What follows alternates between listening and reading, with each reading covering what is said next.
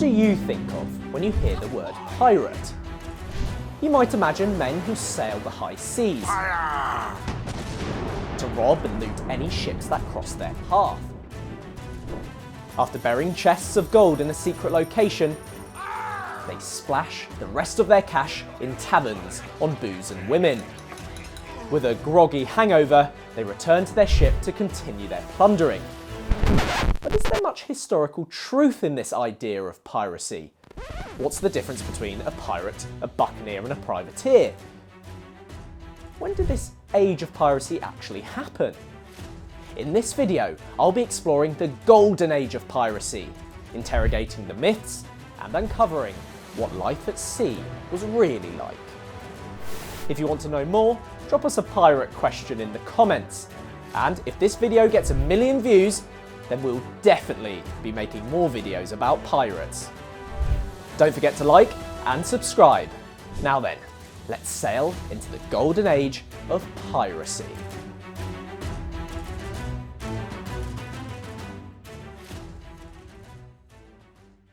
Throughout history, there have always been people who stole goods at sea, known as pirates. Back in ancient times, pirates threatened the trading routes of ancient Greece and seized cargoes of grain and olive oil from Roman ships. A young Julius Caesar was even captured by Cilician pirates in the Aegean Sea in 75 BC. It didn't end well for the pirates, let's put it that way. The most infamous pirates of the medieval period were the Vikings, who attacked shipping and raided coastal settlements in Europe. But the so-called Golden Age of Piracy came much later on. It is generally bracketed in the years between 1650 and 1730. With the growth of several European empires in the Americas, including the French, Spanish, Dutch and British, the quantity of shipping across the Atlantic spiked. This was a dangerous time to be on the high seas. With the rise of trade came the opportunity to plunder. Pirates were able to prey on merchant vessels in order to make a living. Piracy became focused around the Caribbean and the coast off the Chesapeake and southern colonies of North America. The Caribbean, with its many islands and thousands of bays, was ideal for raiding and smuggling. The weather was nice too. Whether it was the sugar and rum originating from the slave plantations in Jamaica or Haiti, or the staggering quantity of silver and gold being mined in New Spain, prized shipments of precious commodities were hugely attractive targets.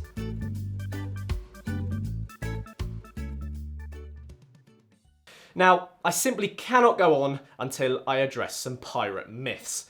It's time to burst a bubble. Pirates wearing eye patches, wooden legs and hook hands is largely the stuff of myth. Now, I can already hear you keyboard warriors bashing away. There were some exceptions, but there's very little evidence to support the picture book portrayals and pirates you see in movies. One legend is that eye patches were worn by pirates so they could automatically adjust to the above and below deck lighting, but this has been tested with inconclusive results. Eye patches might have been worn to cover empty eye sockets. Eye injuries on a sailing ship were not uncommon, and sun glare could be damaging to eyesight. But there is not much real evidence of pirates wearing eye patches, and showing one's scars was a way of denoting experience and fearsomeness. It's also been said that pirates wore gold earpieces in order to pay for a funeral on land, rather than to be buried at sea. Not true. Earrings were regarded as effeminate. Elizabethan courtiers were the only men sporting such jewellery, and were often mocked as a result. Similarly, wooden legs and hook hands would not have been seen very often on pirate ships. Pirates who had lost a limb were way more likely to be paid a benefit out of the ship's operating fund, if available, so they could retire comfortably. Long John Silver, a pirate in Robert Louis Stevenson's Treasure Island, and Captain Hook in Disney's version of Peter Pan, helped perpetuate this myth. Walk the plank. From walking the plank Scurvy dog. to having a parrot as a companion on your shoulder, there are many more tropes to cover, and some are more true than others. We'll cover them as we go along.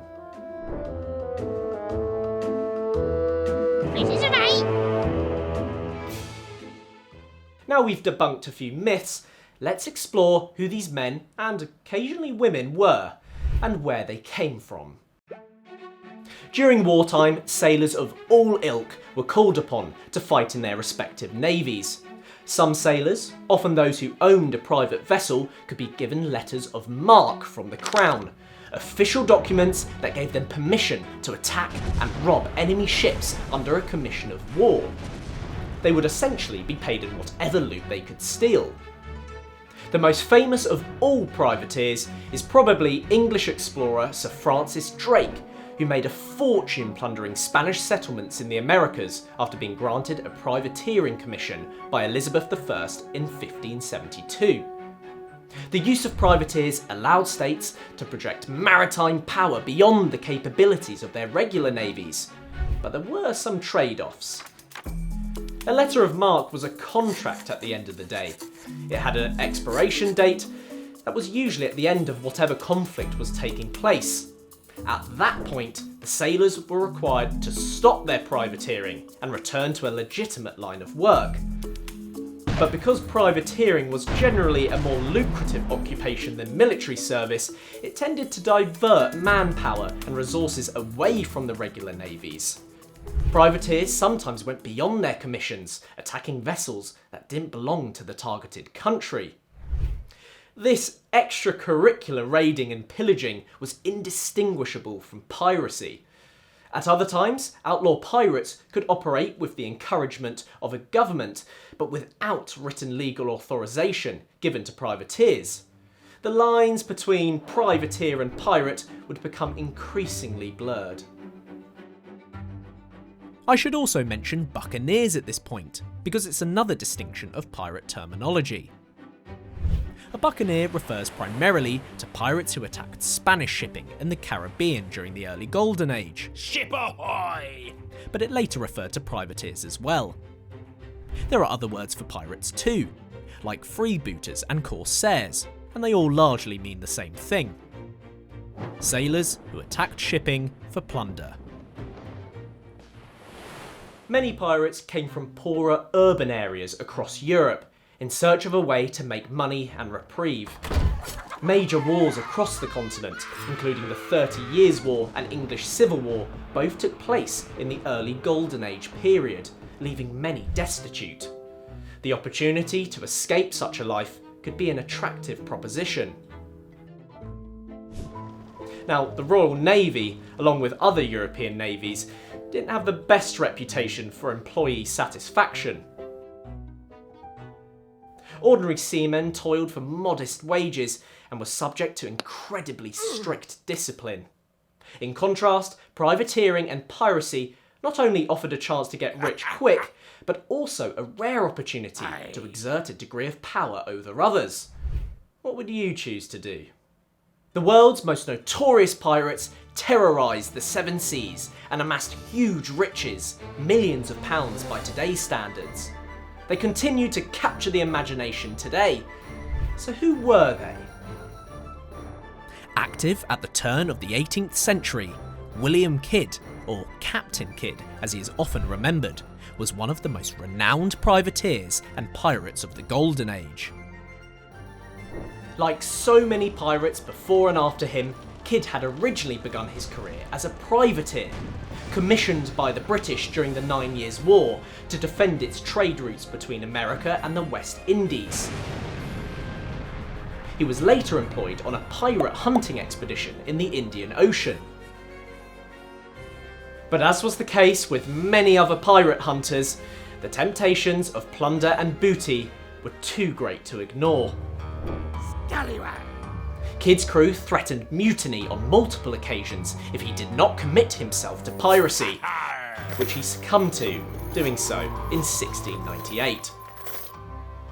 Kidd's relatively short career as a pirate was very successful. He captured numerous ships, including a vessel called the Quader, which they found to have a cargo worth £70,000, one of the biggest hauls in the history of piracy. Unfortunately for Kidd, it was now 2 years since he had begun his original voyage, And whilst his attitudes towards piracy had evidently softened, attitudes in England had become a lot stricter. Piracy was to be stamped out and was now declared a criminal act.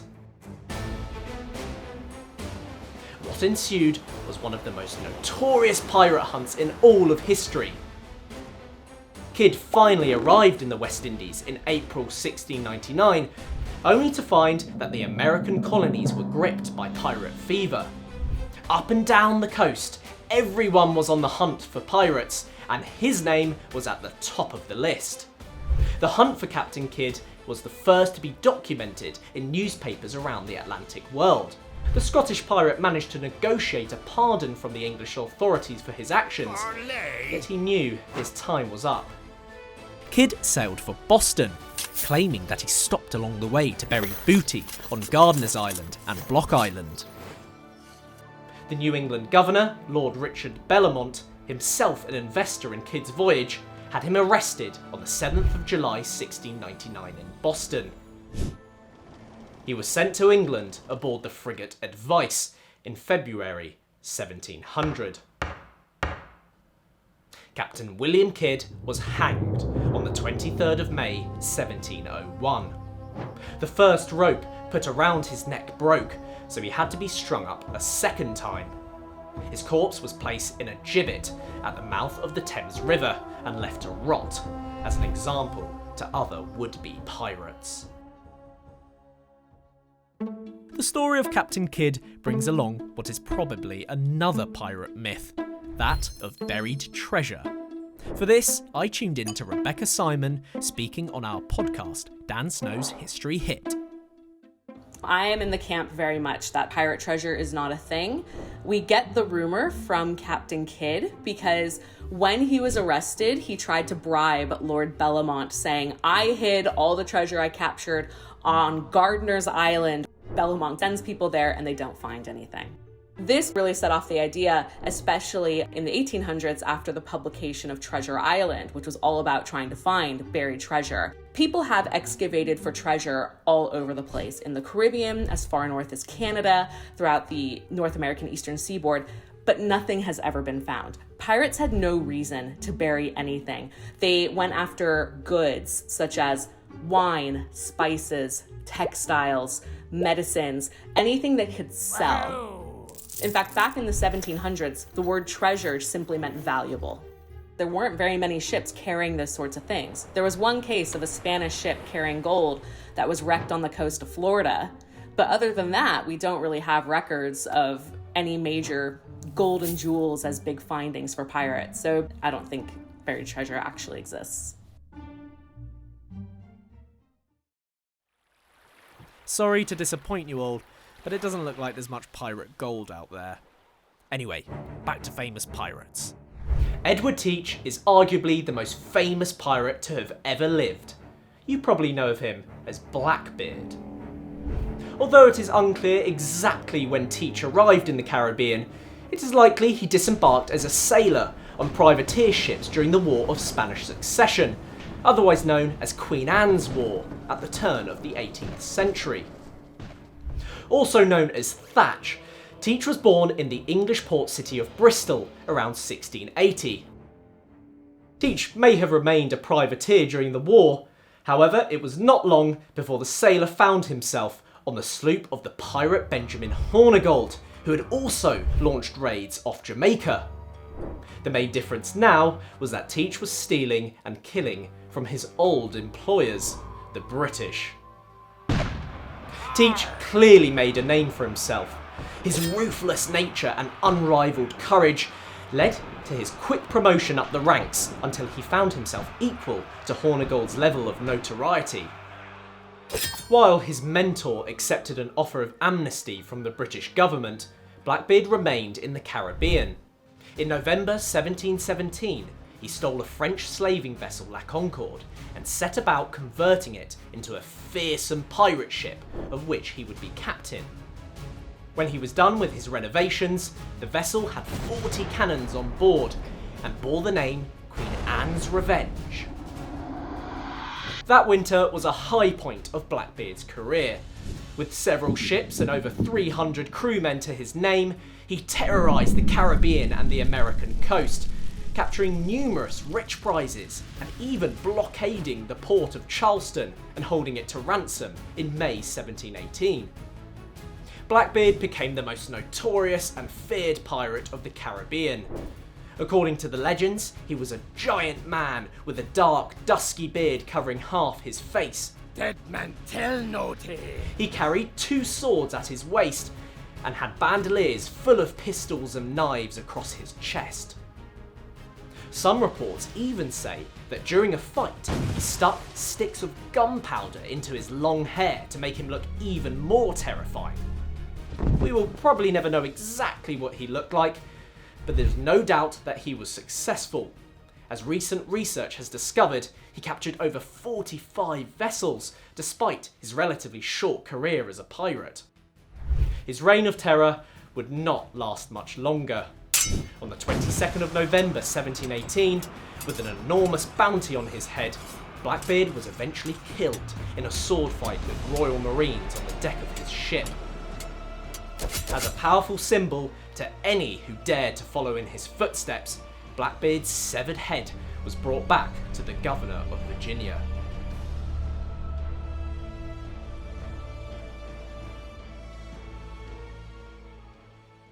Other famous pirates include Charles Vane, who was involved in a famous attack on the salvage camp for the wrecked Spanish 1715 treasure fleet, Benjamin Hornigold, the man who established the Republic of Pirates in Nassau, Bartholomew Roberts, who captured over 200 ships in his career, more than any other pirates combined, and Calico Jack Rackham, who became famous for his connection to Vane, and 2 of the most famous female pirates in history. More on them later. As you might have noticed, we've used Midjourney for some of our representations of pirates. That's because there aren't that many good pictures of the key people. Why have an image like this when we can have this? We simply don't know what Blackbeard or Jack Rackham really look like. Meanwhile, a lot of the tales of piracy do blend fact with fiction. For example, an inspiration for Robert Louis Stevenson's Treasure Island came from an 18th century source. There was a book published called The General History of the Pirates in 1724 by Captain Charles Johnson. It was 2 volumes of biographies of pirates. That was a huge sensation. It's never gone out of print. You can order a copy online. It's an interesting source because it very much blends fact with fiction. A lot is embellished, but it includes really, really vivid descriptions of piracy. If you've seen any of the Pirates of the Caribbean films, then a consistent theme is keeping to the pirate code, first mentioned by Elizabeth Swann. According to the code of the Brethren set down by pirates Morgan and Bartholomew, you have to take me to the captain, she says. While the idea of one elaborate pirate code is fictional, real 18th century pirates did lay out their own specific set of ground rules. In the 1720s, Captain Edward Lowe and Bartholomew Roberts emerged with a set of rules and regulations which set the standards for piratical conduct on ships. Despite their reputation for anarchy, a form of democracy was actually practiced on board pirate vessels. Captains were elected by their crew. It is one of the first rules of Bartholomew Roberts. Every man has a vote in the affairs of the moment, securing at the start a pirate's right to participate in the selection of the captain. The crew also had the right to depose their leader, and again, this was done through a vote and checks on the captain's power. His second in command, the quartermaster, who was also elected, was one such check, who served as an intermediary between the pirate crew and the captain. The quartermaster was the primary executor of punishment if pirates engaged in banned practices such as gambling, prostitution, or theft, and was trusted with the fair distribution of loot. This was another surprisingly enlightened aspect of pirate life. All treasure secured was distributed with the crew, although not completely evenly. But even so, it was often a better and more lucrative deal for them than receiving a low wage in the Navy, where they'd receive no share of the spoils. Diversity was also common on a pirate ship, whether it was intentional or not. Many ships had black crew members, who could be escaped enslaved people or freedmen. They were just as valued as the rest of the crew members, and received their fair share of plunder as payment. Between 1715 and 1726, it's likely that at least a quarter of pirate crews were black. Of Bartholomew Roberts' crew of 152 men, at least 25 were black according to trial transcripts. Edward Teach was also known to have many freedmen and escaped enslaved people as members of his crew, up to 60 at one point in his career. How well they were treated is unknown. Life as a pirate was no utopia. Many innocent sailors were pressed into piracy to replace others who had been killed in battle, to be held for ransom, or to be brought on as skilled workers such as physicians, carpenters, navigators, musicians, and others. When put on trial, as many pirates eventually were, the most common defence was simple, that they had been threatened with death unless they had signed the articles which implicated them in the first place. And if they were lucky enough to avoid capture, life at sea could also be extremely rough. Surprisingly, pirates were generally healthier and less malnourished than other sailors, thanks to their plundering of other ships. Only a proportion of the items stolen by pirates were for their monetary gain, while the other half was for their survival, including items to replenish their own supplies, tools, and food. This also meant they had access to fresh food more frequently, lowering their chances of contracting scurvy. But other diseases such as typhus and dysentery still wiped out many sailors at sea. That's not to mention the threat of sunstroke, heat exhaustion, and severe punishment, which would include heavy beatings and whippings, not walking the plank. Walk the plank. Fresh water was sparse, and injuries often led to infections spreading quickly on ships. Amputations were common, and in rare cases, there may have been a person with medical knowledge on board acting as the surgeon. In most cases, the surgeon was simply someone willing to perform amputations. With no anaesthetic, patients were made to get as drunk as possible to pass out, yet obviously this was far from effective. The pirate's life is starting to sound a bit less alluring. Now, when it came to downtime, and there was a lot of it at sea, a pirate had limited options. On ships, gambling and excessive drinking was banned. That isn't to say they didn't do this anyway. Pirates nonetheless kept themselves busy, cleaning, making repairs, and playing music. Music was an essential part of the entertainment and culture on board a pirate ship, with an array of fiddlers, harpists, pipers, and drummers performing sea shanties that have remained popular ever since. Ballads were also used to tell stories about pirates in an entertaining fashion. The elegy of Captain Kidd remains one of the most famous ballads to date. I can't mention downtime without talking about liquor. Taverns, located in virtually every small to large port across the globe, were a great way to let one's hair down.